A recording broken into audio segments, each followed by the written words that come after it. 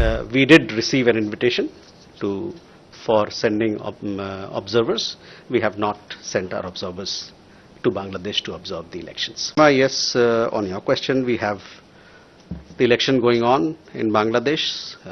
We should wait for the outcome of the elections to see as to what sort of mandate has come out, and thereafter we will look at issues that are there.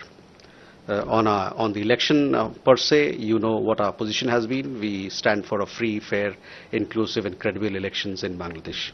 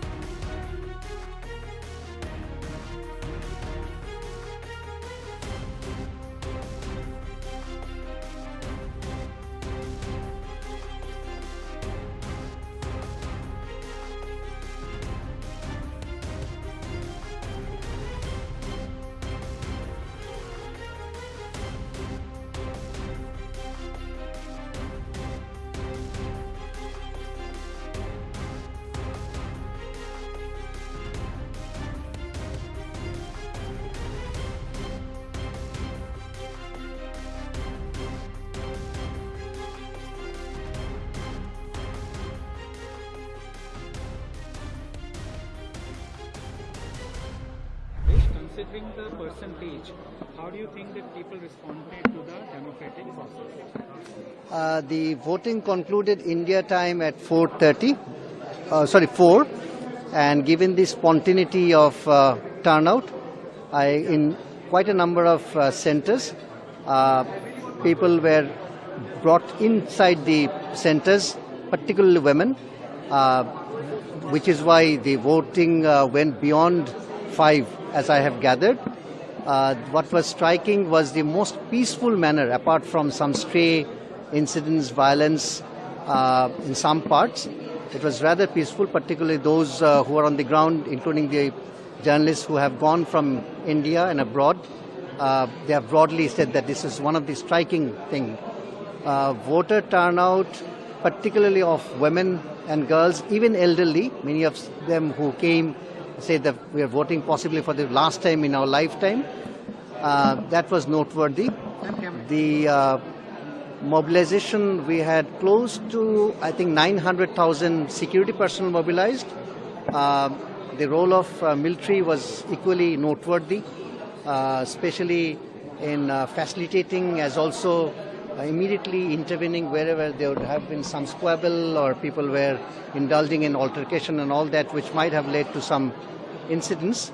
So that's why hardly, unlike the previous times, any difficult episode emerged. And as I gather from Election Commission sources, informally as of this hour, it's possibly above 60% turnout, which means of the 127 million registered voters, that means over 7.5 crore people have voted. I guess that's for anyone to understand what does it mean. Let's also understand it's a new demography which is voting. Demographic figures show that 14% of population is above 55. Obviously, you know that Gen Z is known to what it means, that 60% of the population being below 35 and nearly 1/3 voting for the first time, casting the votes for the first time, makes it quite an interesting, open election. The campaign, I must say, preceding the voting, today's voting, spanning over 19 days, has been remarkably peaceful by any measure.